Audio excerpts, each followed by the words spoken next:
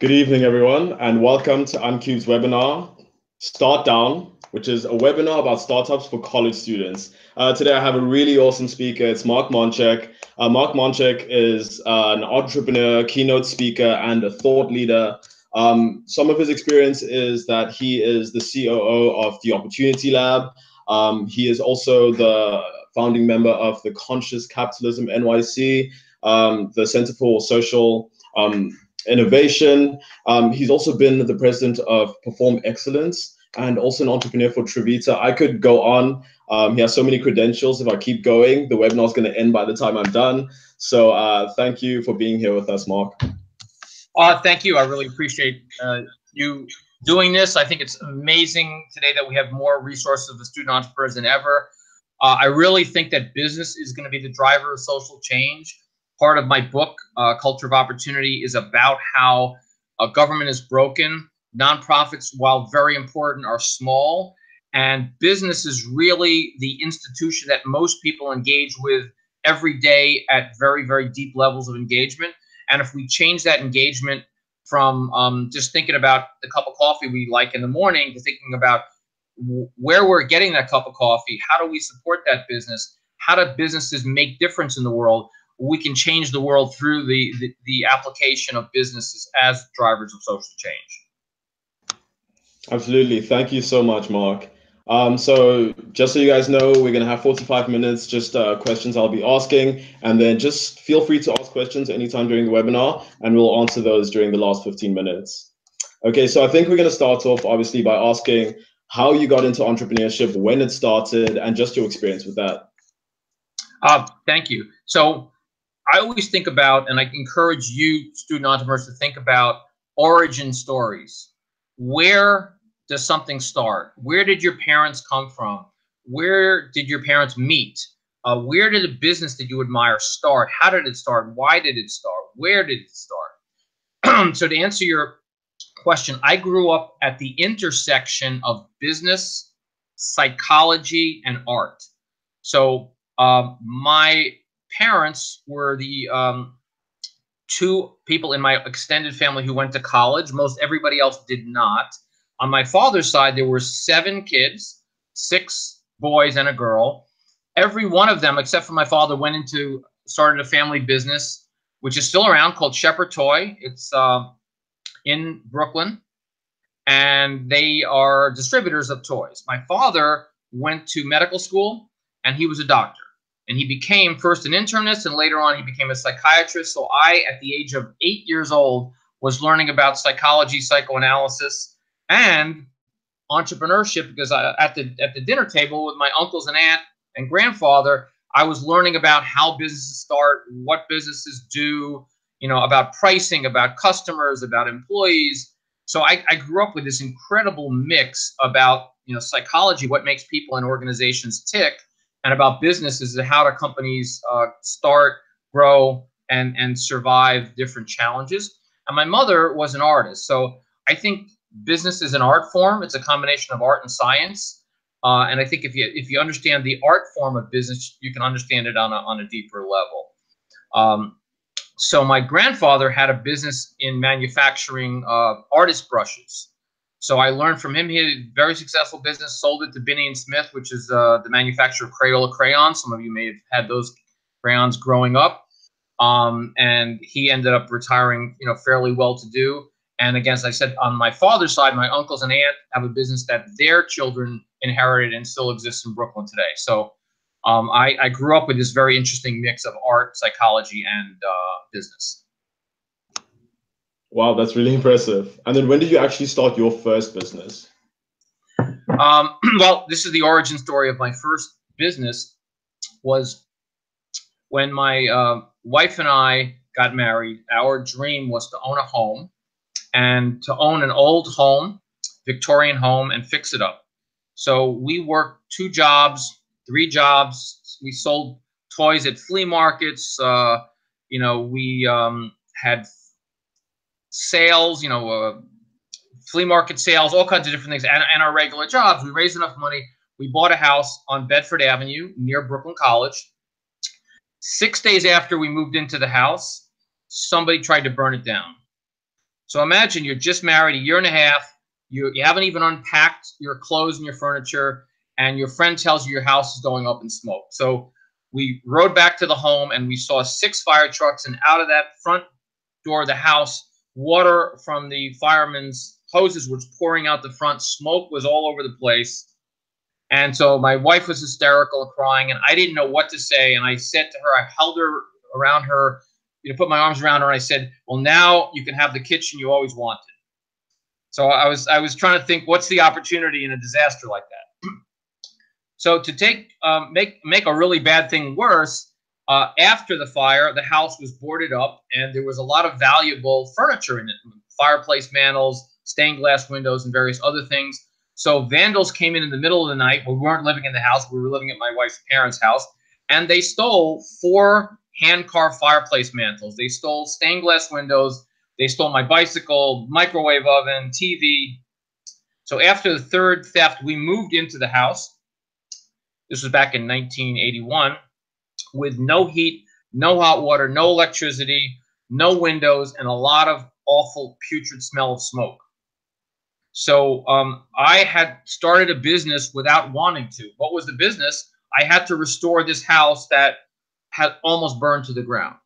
So we had gotten about $110,000 from the insurance company, which comes in dribs and drabs, $5,000 here, $10,000 here. Wasn't enough money for me to hire a general contractor. So I enlisted one of my best friends. He and I did the general contracting, and we hired a plumber, an electrician, and a tile layer, and a painter, demolition people, and we renovated, restored this house. It took us 9 months to get a kitchen. So the first 9 months we ate out of a Coleman stove and McDonald's and Chinese food and all the takeout you can get in Brooklyn. So I realized I started my own business without even wanting to, out of necessity. So the lesson is, businesses start out of necessity. If you're starting a business because you have an idea that you think is a good idea, that is not a good reason to start a business. Nobody cares about your idea. What they care about is you're filling a need that other people have, right? So I started a little contracting business, and I was my only customer because I needed to make this house livable and restore it so it was worth something, right? That was the need. And then I figured out how to do it. So I learned how to budget. I learned how to hire contractors. I learned how to manage them. I learned how to, work. I went to work, and I did have a part-time job while I was doing this. So it's a learning experience. And it's all about, you have to communicate your vision, like for this finished house. You have to motivate people. Let's say, contractors, those of you who ever work with contractors, they got a lot of other jobs. They're not just doing your job. They're doing a bunch of other jobs. So you got to motivate them to want to do your job and make sure that your job is not the last job that they do. It's the first job that they do. And the people that are working for you, that are helping you for free, your family and your friends, you want to thank them and appreciate them, and buy them ice cream at the end of the day, and give them a thank you note and appreciate all the things they've done for you. So that was sort of an ad hoc business. And then I realized there's a business, I want to run my own business, because my family had it, and I really didn't know anybody who worked for a living. All my family worked for the family business or owned the family business. So I started my first business, which was called the Center for Life Resources, with the idea that everybody has the resources that they need within themselves or within the network around them. And I proved that. I was able to, my wife and I were able to restore this house without a lot of money, but with people that we knew. So people that we knew got us the electrician, got us the painter, got us the plumbing supply company, that got us the rugs and all that. And I learned how to do that from my parents, came from, Eastern Europe, right? So if you know, during the period of 1880 to 1920, 2 million Eastern European Jews came from Russia and Poland and Lithuania to the United States with a steamer trunk and a dream and virtually no money. And they survived, and they thrived because they relied on each other, right? So many, many different cultures and ethnic groups have done this, not just Jewish people. You're from South Africa, so you came here, and there have been, hundreds of thousands of people that have come from Africa here. They came with nothing, but they relied on their families, their social networks, people back home helping them, and they were able to get to succeed here because they were able to maximize the resources of their networks. Make sense? Yeah, that makes complete sense. I mean, it sounds like it was something that existed and then there was this necessity and you built it up. But a lot of the time, I feel like students nowadays feel like it isn't that easy to start a business. Would you say that they're in fact wrong and it's easier now, or was it easier back then? Well, let's define what we mean by easy, right? Okay. I would say what is difficult is defining the intersection between what you really care about, what you're really good at, and what the marketplace opportunity is, right? Because what I said, nobody cares about your idea. However, you need to do something that you care about. So the customer doesn't necessarily care about you, but you got to care. You got to do something that you really love to do, something that you're really good at, and you can assemble a bunch of people and resources that are good at that one thing. And you have to find where is there a need in the market that is not currently being filled. Match what you care about with what you're good at and your resources to that need. That's not always easy to do because people want to do it. They want to start. They have an idea. I want to be in my own business. I want to start it up right away.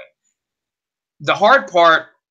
Take the time to really understand what you care about, what you're passionate about, what you're willing to do for nothing for a few years without making a lot of money because you just love to do it.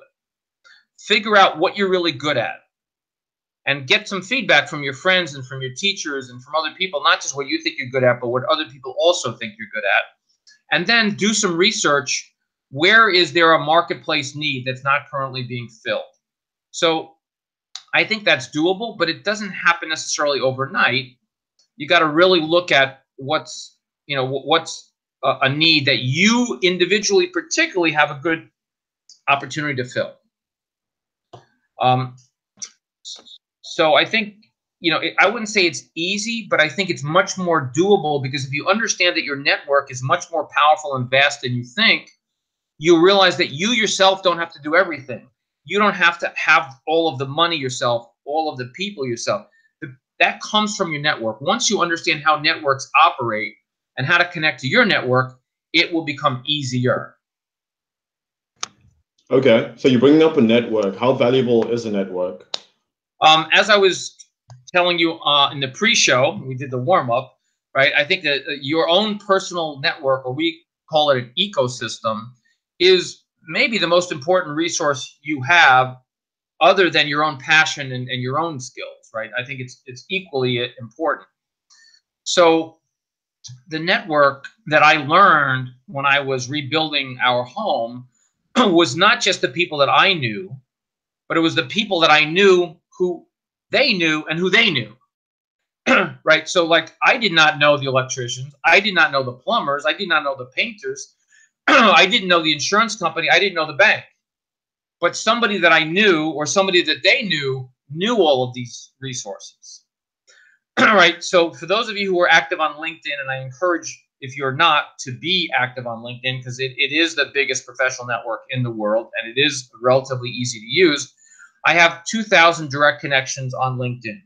So there's an algorithm in your LinkedIn page. I'm not sure where it is, but it used to be on the front page. Now it's somewhere deep in there.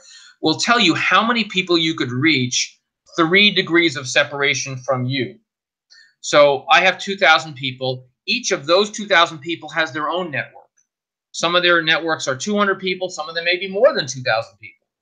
So if I sent out an email about Uncubed and I said, you've got to be part of this program or else your life will be a waste, to my 2,000 people, and each one of them send it out to their networks and then to their networks, right? So think about an exponential tree with branches going 3 degrees out there. We could reach probably about 16 million people just from my direct 2,000 people. So even if you don't have 2,000, probably every one of the students listening to this has at least 500 people that they know well enough to invite to a party. Those 500 people also have networks. So imagine that you have an ecosystem that is already much bigger and broader than you think. And it only takes one person to dramatically expand your network. You meet a person, let's say like myself, who is well-connected, who understands how networks work and has resources that you need, that one person can move the needle for you. Yeah, that makes a lot of sense. Yeah. I mean, you bring up the network and how essential it is, and you also speak about how, like, finding a necessity more than a good idea is important. So then those are like two good things that make someone more likely to be successful. What else do you think there is that differentiates a successful business from one that doesn't succeed? Well, every entrepreneur or every successful entrepreneur that I've ever met is extremely curious. They are just curious about how the world works, and in particular, how businesses work. So when I used to go around with my uncle, who was the senior partner of the toy business, so we'd walk into a store, and he'd walk around, and he would talk to the owners. Just, how many square feet do you have here? How much do you pay per square foot? What margins do you charge? Where do you get your goods? He took every shopping trip, every excursion, everything he did as an opportunity to learn about business. You know, whatever you learn in school is good. The most important learning is actually going out in the world and asking questions. So being curious, being willing to talk to people, being willing to ask pointed questions, and you'll be surprised how much people are willing to talk if they see your enthusiasm that you want to learn, because it's important to you to grow as a person, as an entrepreneur. And that's how you discover need, is by being curious. So Netflix, as an example, remember we talked about the origin story, how to understand the origin. You know how Netflix started? So the CEO of Netflix, who's also the founder, his name is Reed Hastings, was in line at the largest video store in the world, which no longer exists, called Blockbuster. Right? So before Netflix, before streaming, Blockbuster had basically cornered the market on video rentals. You know, they knocked out a lot of local mom and pop stores. They were on publicly traded company. So he's in line at Blockbuster, turning back a tape that was late, that he had to pay a late fee, and finding out that he couldn't get the tape he wanted because they were out. And he said to himself, there's got to be a better way to watch movies and TV shows than Blockbuster. This customer service is awful. Nobody cares about me as a customer, yet this company is got almost a monopoly. So he thought, what if we took the DVDs and mailed them to people's homes instead of you having to get in your car and go to Blockbuster? And then later on, he figured out the technology was ready to do live streaming.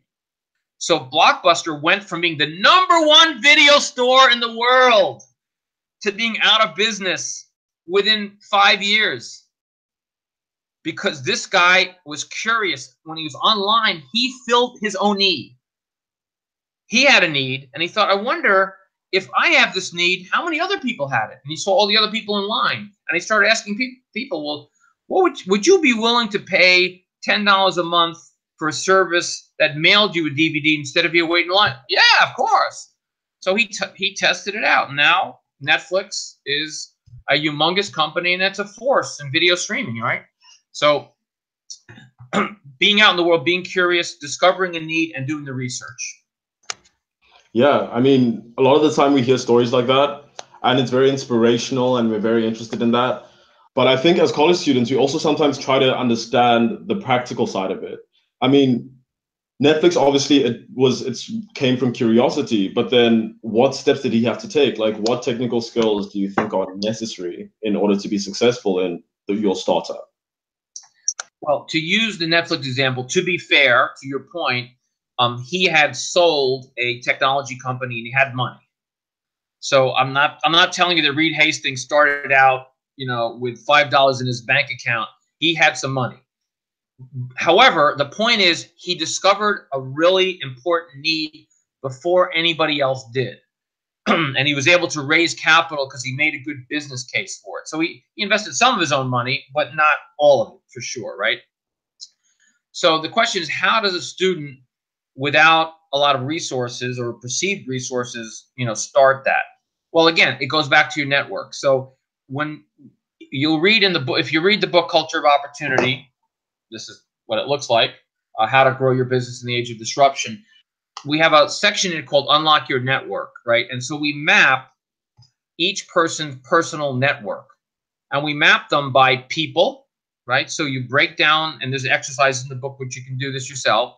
We map people by connectors, people with large social networks, experts, people who are expert in their field. They're people who are trusted advisors that are really smart about the area that they're expert in.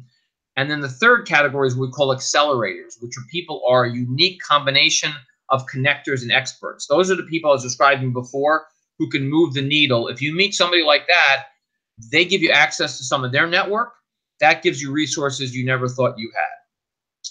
So people, organizations. So just within, you're a student at Columbia. So we were talking before, and you didn't realize there was an organization within the business school called the Tamer Center for Social Entrepreneurship, right? You didn't know it, but I told you about it. So now you have a resource for entrepreneurship on campus that could help you. And they do give scholarships, and they fund some student entrepreneurs.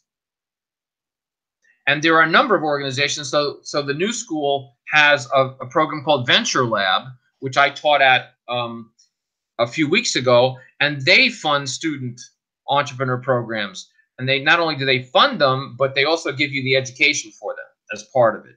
So you do some research, look at the Tamer Center, look at Venture Lab. Agents of Change is one of the programs we have at the Center for Social Innovation, which gives people free workspace to do their businesses. So there's a lot more resources than you're aware of, but you got to get out there, right? And you got to just learn about them. So people, organizations, markets. So you got to figure out what markets are most important to you. You can't operate in every market. So if you're going to be starting a business, you want to figure out what are the markets that are connected to your business. So if you were Reed Hastings, right, you're Netflix, well, you're in the entertainment market, right? You're in the technology market. You're in the distribution market, in the internet market, and in the content creation market, right? So what are your 5 or so most important markets that you got to be learning about and connecting to? Then there is sources of capital, which can be banks, credit cards, family, friends, startup funding, like I mentioned, business plan competitions. Then there's knowledge. I want to figure out what knowledge exists in my network. I don't have to be smart about everything, but I got to gain that knowledge through the network, the different parts of my network, right? And then the last one is communication, which is your email, your social media, your website, your word of mouth. And you can meet a lot of people through your social media and through, I've met people waiting in line at a bank, at a wedding, at a workshop. I mean, people that became clients of ours, people who became friends. I got my wife was my nurse. I met her in a hospital, so, if you're curious and open, you're going to find resources that will come to you. Yeah. So you recommend that we go out there and we learn and we keep learning all of these things. But for someone who's in college and you're busy with class, which classes would you recommend that someone takes to build that? Because you were a professor. Before I answer that question, I'm going to tell you what not to do. Okay. What not to do is walk around with this device wherever you go, and you're looking at your phone while you're passing hundreds of thousands of people that you should be talking to. And you get hit by a car while you're crossing the street looking at your phone. I've seen people do it. So I ride my bike every day, and I see people who are in danger because they're not paying attention. But the more important thing is, pay attention to your surroundings. Talk to people. And don't just talk to them. Ask the 3 magic questions. When you meet somebody, and I don't mean necessarily ask them in this order or in this exact phraseology, but you want to find out 3 things about somebody. What are they most passionate about? What are their unique gifts? And what are the social circles they most like to travel in? Right? So you go to an event. Let's say you go to an event at college. Rather than saying what year are you in, and where do you live, and what dorm are you in? You can ask those questions, but you're not going to learn very much. You want to ask, so what brought you to this event? What was it about this event that inspired you to come? What are the unique things about you that make you interested in this particular subject? Right? Where do you like to hang out? How do you connect to this particular thing you're interested in? Do you use social media? Do you have a network of friends? You ask those 3 questions, what you're passionate about, what your unique gifts are, and what social circles you travel in. You will find out the important things about a person and then where you might connect to that person. Does that make sense? Yeah, that makes complete sense. Okay. Yeah, so absolutely. now going to the classes. I think it depends on what it is you need to learn. Going back to the markets, defining what are the 4 or 5 markets that are most important to the business that you're interested in. You want to learn about those markets. What knowledge do you need to be in a particular business? So if you're in a business that is technology driven, then you may want to take classes that teach you how to code. I really recommend taking any class that helps you understand how networks operate. So we tend to think about organizations, geographies, but networks are now very, very powerful, and networks are a very different phenomenon than, let's say, a political party or an organization. So this Me Too movement, just as an example, or Black Lives Matter as an example, or Occupy Wall Street, these are networks. They're not a physical place. Like the Me Too movement, I don't think has a physical building where all the people are in. I think it's a network of millions of people that have an interest in preventing sexual violence and harassment and misconduct, right? So you want to understand how networks operate and how you connect to a network. I think that's an important knowledge base. Certainly understanding finance is pretty important for any business. How you account for money. You want to look at capital, sources of capital, uses of capital. Basic accounting is important. You don't have to be an accountant. It doesn't have to be your greatest skill, but you want to understand basically how a profit and loss statement is put together. Certainly, marketing is important for most businesses today, and probably as important as anything else is developing your interpersonal skills and your own ability to improve your consciousness, your confidence, your ability to use insight and intuition. So any course that develops you as a person, both inside and outside, I think is a very important way to build your skill as an entrepreneur. You brought up coding. Like if you're going into a technical company, you brought up the computer science could be important.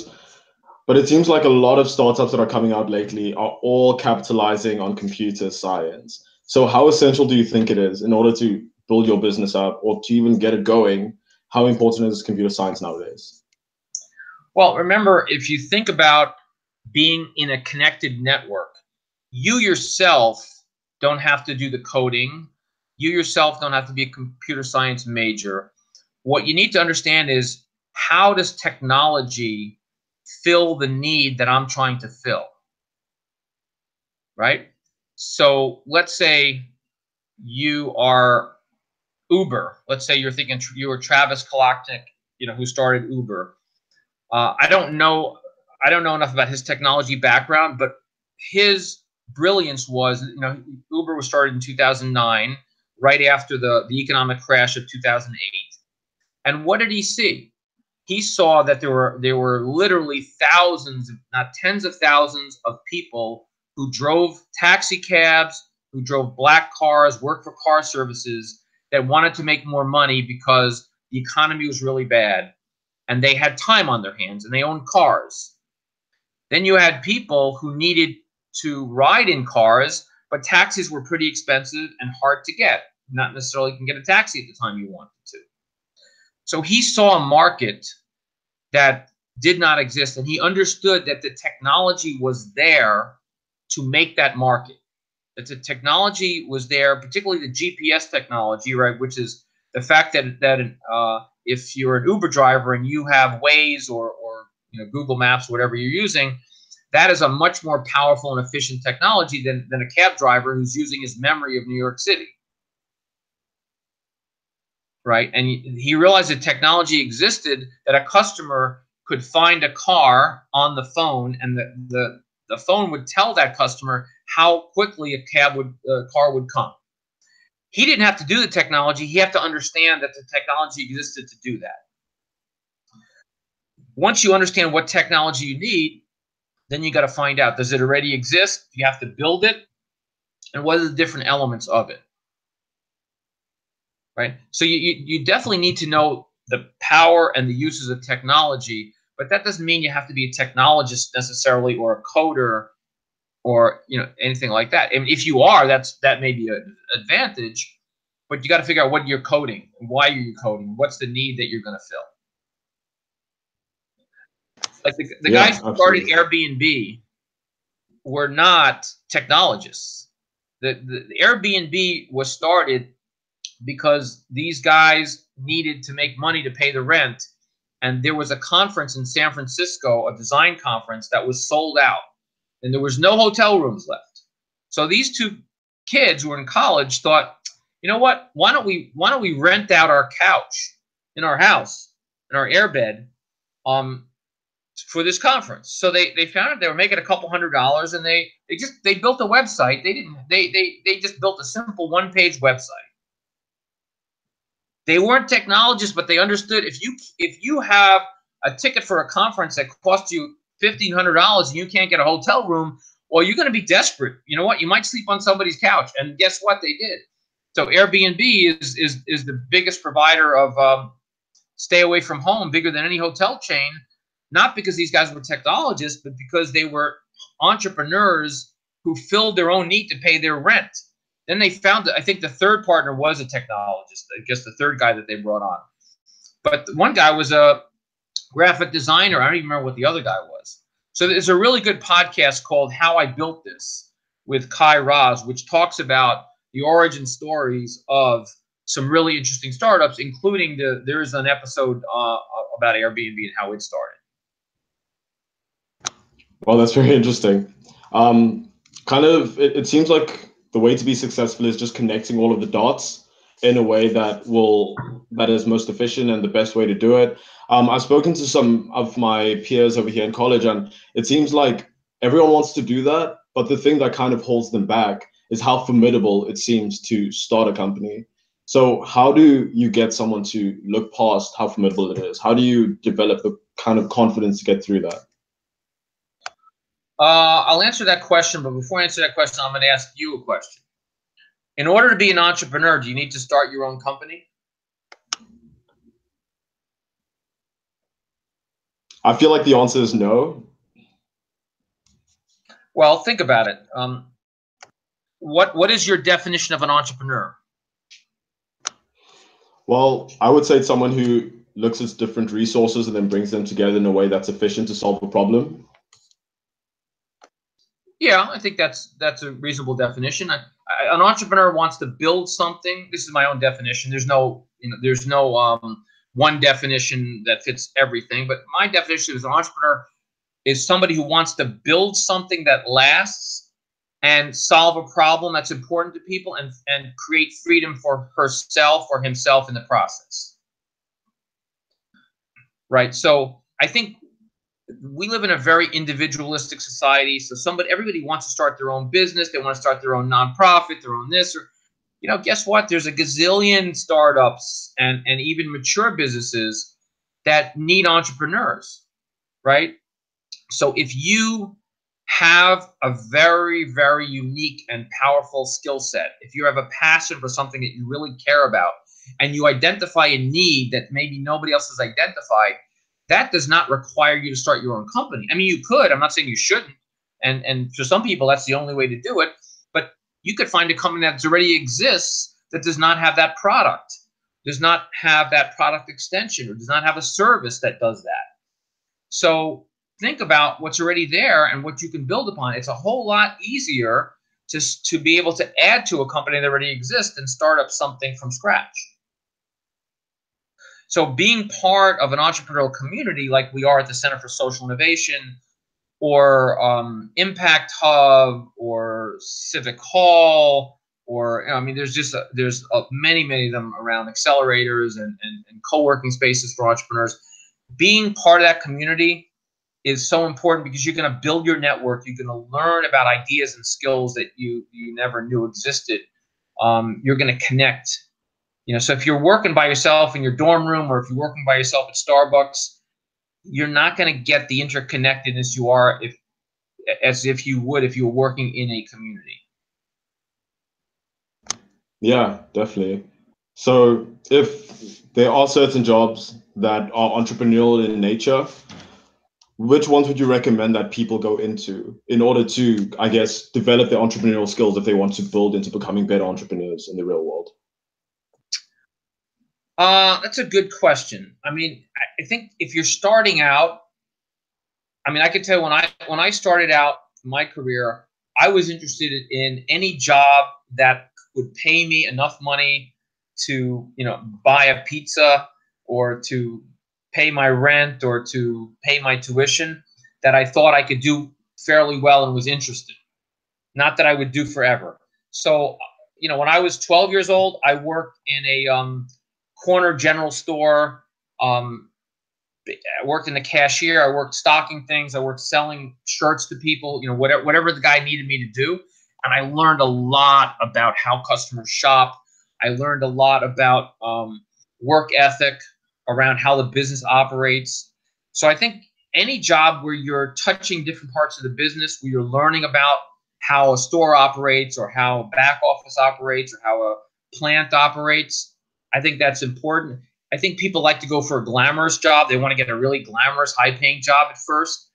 I worked riding shotgun on trucks in my uncle's toy business. I would sit next to the guy who was driving, and I would take the toys out of the truck and put them in the store. I met the store owners. I understood how these things were stocked. I understood the importance of speed of delivery, of customer service, from that. I worked as a childcare worker in a school for emotionally disturbed kids. When I was 17 and a half, I learned a lot about interpersonal skills, about communication, about time management, about managing stress and conflict.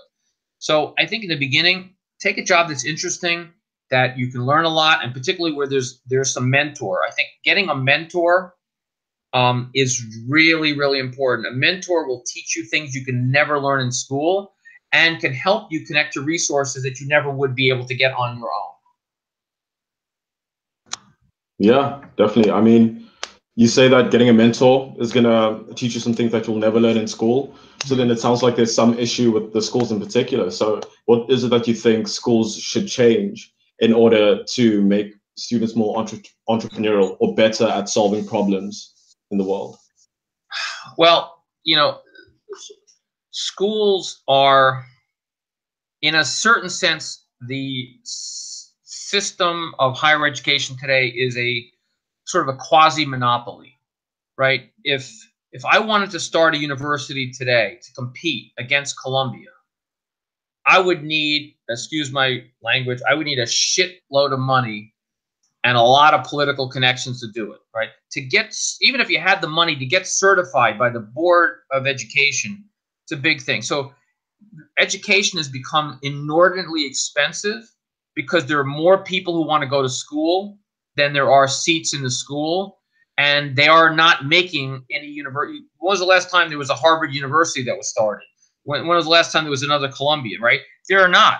There are a few schools that started here in Phoenix University, some online schools, but it's very difficult. So when you have a monopoly, right, you don't have the competition that allows you to innovate. So you are forced to get the education that most your other fellow students are getting from Columbia. Columbia has not decided that they're going to learn about your unique personality, your unique learning style, and tailor its education to you. You have to tailor your way of learning to the way Columbia wants you to learn. So hence, you will be limited based on what Columbia has to offer, and you'll be limited. Your access to professors are limited by the size of the class. So if you're in a survey class or one-on-one class and there's 500 people in the class, you're not going to have a lot of mentoring time with your professor. I mean, you might be pretty aggressive and entrepreneurial and maybe get some time. Hard to get a mentor from the professor with his 500 other students, right? So, and I'm not saying college education isn't worth it or it is, it doesn't provide value. I think you got to augment the value. So if you can find a professor who actually is an entrepreneur, as opposed to an academician, like I found when I was going to school, the best teachers were people who were out in the world doing the thing they were teaching, and they were adjuncts. They taught part-time because they loved to teach, but they were actually doing their craft or they were running their business. Somebody that's a full-time academic may have worked in their own business, but they're not as in touch with that business today as somebody who is an entrepreneur that is teaching part-time. Yeah. So do you think that there are issues that have to be fixed with the curriculum in particular, or is it the way that education is conducted? Well, that's a whole nother show. I think right. For the purposes of your students, I think you want to be really thoughtful about how you tailor your education to fit you. So do research on the professors. Go to Rate My Professor. Find out people who've taken that class before. Go to your advisor and find out which classes and which professors are best for the skills you want to learn. Which ones are the most likely to be a mentor? Which ones are going to be the most generous in handing out their resources and teaching you the stuff that maybe other students wouldn't know because they teach that outside of class, right? Where are you going to get internships? Which of the professors are going to give you internships that are really valuable to you? So don't just sign up for a class because it looks good, but really do the research because you're spending a semester in class. Make sure you choose the best ones for you. Yeah, definitely. So now if we look at something a bit more technical or very specific, so when people have an idea, it's a great idea, they want to get it going, they have their network ready and they're following all of these things, which specific entities exist for funding? It depends on what it is you're doing, right? So there's everything from you want to, first of all, you want to start with the easiest to the hardest, the closest to the farthest, right? So family and friends obviously are a good resource. Maybe they might not give you a lot of money, but if they can give you, the idea is you want enough money to live on, right? So, and if you can find some revenue that keeps the lights on and keeps your belly full while you're looking for the funding, that's important. So if you can do consulting, if there's some part-time work you can do to bring in some revenue, right? That gives you a little bit of a cushion not to create the pressure that you've got to bring in all this money right away. Okay, so as far as sources, the Small Business Administration has some loans, has some grants at the local level. It's a federal agency, but there's local offices. The City of New York has some business services that are free. I think has some funding. Again, it depends on what it is your startup is. There are angel investors. There are angel networks. There's a New York Angel Network is one. So those angel investors are ones who start seed funding, right? Then there's venture capitalists when you have a bit more of a mature idea and you've proven the concept, right? Then it goes from there. People who use their credit cards and willing to pay the interest. There's all kinds of different ways. Again, it depends on what your level of risk tolerance is, your level of credit, how good is your credit to be able to get a loan, and all of that, right? So it's really depending on your individual situation. But there are, like I said, business plan competitions. There are accelerators that you can get into. Y Combinator is one. Techstars is another. There's just a lot of those different ones. The Tamer Center at Columbia, for you particularly, would have a lot of that information. Okay, awesome. Thank you so much. So I'm just going to look at some of the questions that people are asking. And over here, one of the questions we have that someone's wondering is, how do I go about cold emailing through my network? Cold emailing, and what would be what is the person trying to achieve? I assume that the person's referring to, in order to like reach out to your network and get like some advice, I'm not sure, to develop your business. How do you cold email, I guess? Well, I think the idea is how do you find the interconnection between you and the person that you want to reach? Okay, so I'll give you a recent example. So my daughter, who I taught networking and unlock your network and ecosystems, and has used it really well. She is on a mission to find the next perfect job. So she's very successful now. She works for a very large global advertising firm. She's done very well. She wants to work on the client side. So rather than working for an agency, so she wants to work for a company that does something that she's passionate about. So she loves books. She would work in the publishing field. She loves music. She would work for a company like Spotify. She loves various fitness things. So she loves boxing. So Rumble is one of the places she goes to. So she's trying to find, who does she know in her network that would know somebody at one of these companies? So I had mentioned to her, she read 48 books last year, which is amazing to me. And so she read a lot of these, she listened to a lot of these books on Audible. So Audible is owned by Amazon.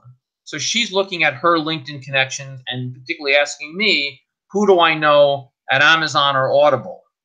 So I know a few people I know who work at Amazon. So rather than cold emailing, she asked me, right, I'm first degree connection. I would then ask a second degree connection of hers, first degree connection of mine. Hey, I heard you used to work at Amazon. Do you know anybody who works at Audible, which is owned by Amazon? No, I don't. But I think I know somebody else who works at the company that the venture capital firm that founded Audible. I'm making that up, but that's how. Yeah. Right. So you build your resource map to figure out, where do I want to get to, and who in my network can start to get me closer to that. And as you start discovering, you'll find out that there's people that probably work at Audible that maybe are 2 or 3 degrees of separation from you. Okay, awesome. So it's kind of, rather than cold emailing, going through the people you know. Going through the people you know, into the people they know, into the people they know. And you also need to be generous when you're asking. So it's not just about asking, it's also about offering. So if I were to ask you for a connection at the engineering school, and then I would say, so what can I do for you? Like, you're nice enough to me, you're going to get me a connection at the engineering school. How can I help you? What is it you need that I might be able to help you? So now I'm creating what we call a virtuous circle of giving and receiving. The more generous you are, the more generous people are going to be to you. And you'll find out people are going to give you things without even asking, because they know you're a generous person and you've been generous to them. Okay, wow. I'm definitely going to write that one down. Yeah, I think I'm going to look at another question. Someone else asks, can you summarize the most important part of your book? Wow, it's 142 pages, so it's really a quick read. The most important part of my book is understanding that the way that we thought about growing businesses over the last couple hundred years is broken, and that there is a different way. So in other words, when the typical business school teaches you that a company has a long-term vision, and then they build a business strategy to reach that vision, and they execute that strategy, and along the way they make some course corrections. My book basically says that strategy, when that strategy becomes fixed and it's only developed by a small group of people who are very homogenous and not diverse, that strategy cannot withstand the age of disruption. So remember, we were talking about the 2008 crash. So Blockbuster, out of business. Research in Motion, the BlackBerry was way bigger than the iPhone or the Android phone or any of those. Now you never hardly see any BlackBerries, right?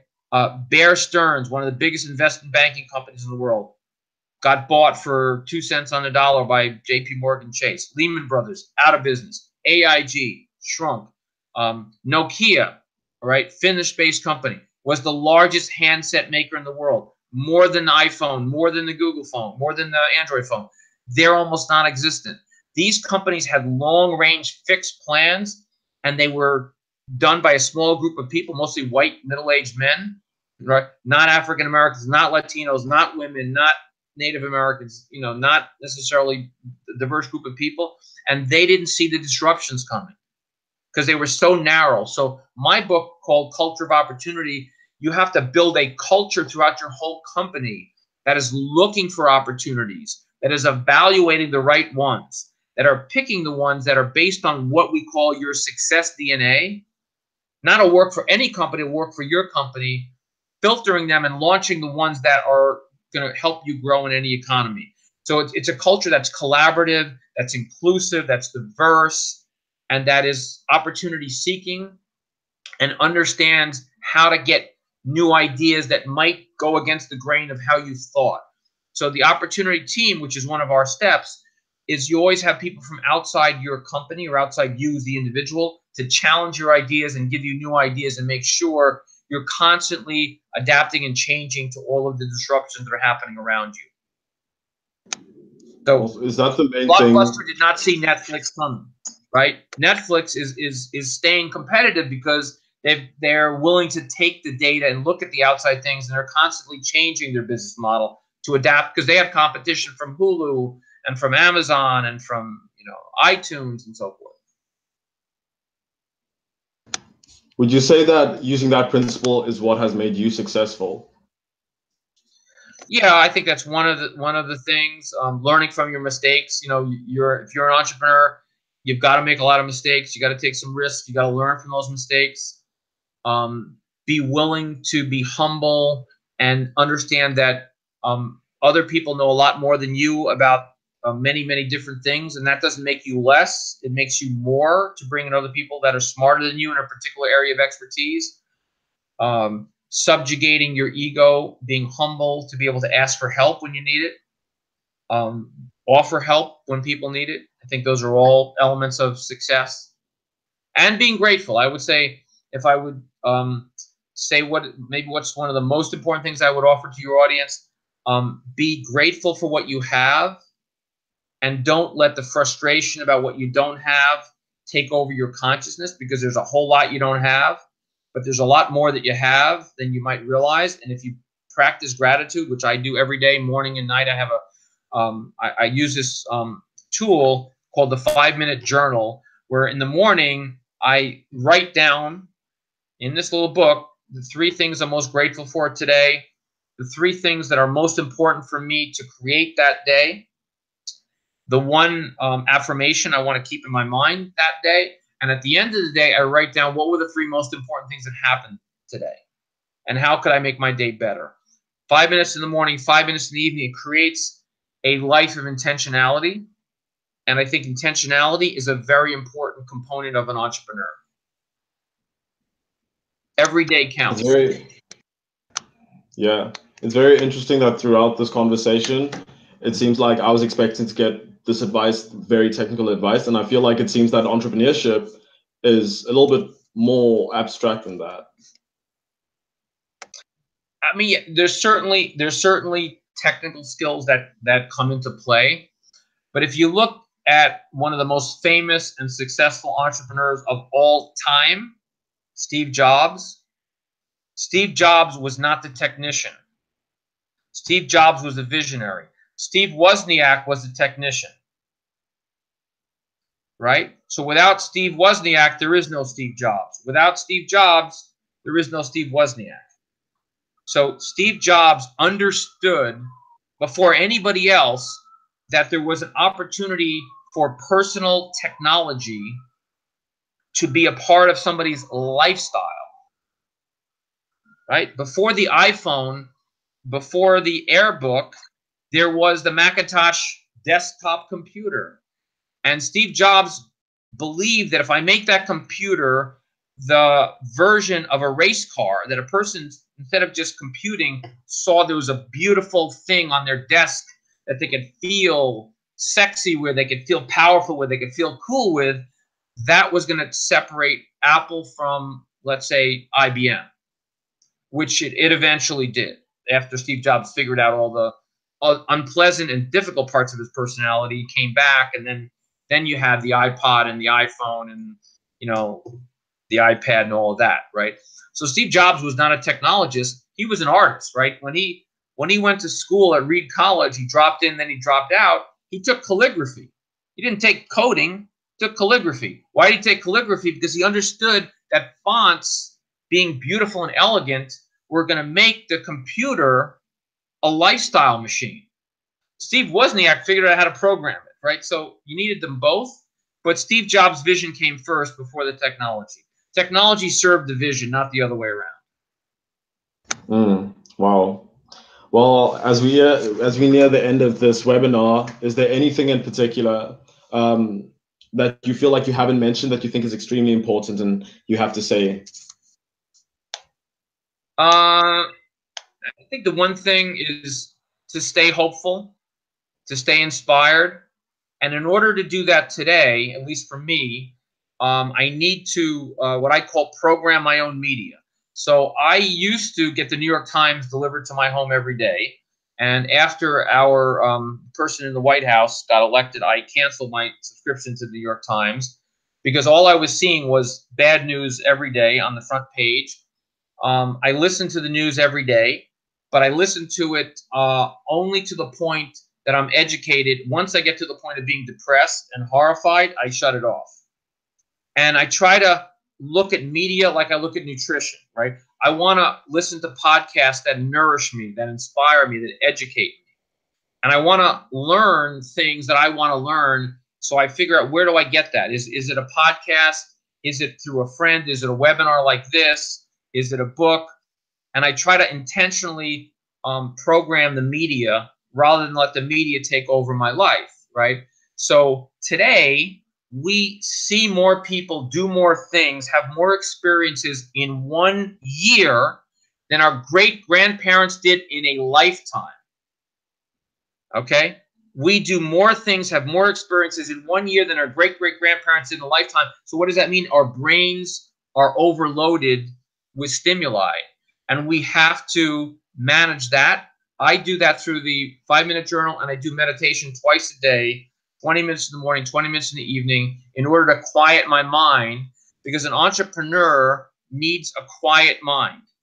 If you're busy thinking about what you're going to eat for breakfast, worrying about whether you're going to pay your rent next week, and you're living in fear and overwhelmed state of agitation, you are not going to create the next great invention.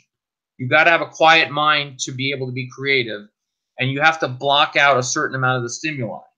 So like I said, if you're walking across the street and everywhere you go, you got your phone in front, you're not going to talk to people and be inquisitive and learn from what's out there. You're not going to look and say, what is it in my college experience that I don't have that other people would pay for? Absolutely. Thank you so much, Mark. You've contributed so much, and I've really enjoyed speaking to you. Everyone else, make sure to sign up for our upcoming webinars, and thank you for tuning in to Uncubed's webinar. My great pleasure. Thank you all out there, and thank you for being a very great host and interviewer. I really enjoyed it. Thank you so much. All right. Cheers. Okay.